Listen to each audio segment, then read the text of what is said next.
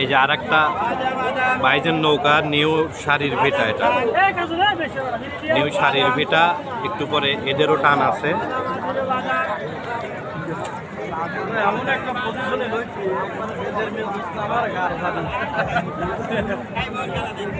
প্রচুর রোদ,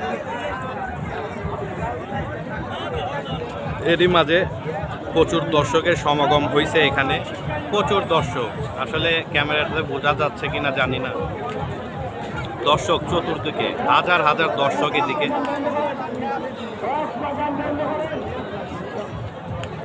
নিউ শাড়ির ভিটা, এরপরে এদেরও টান আছে।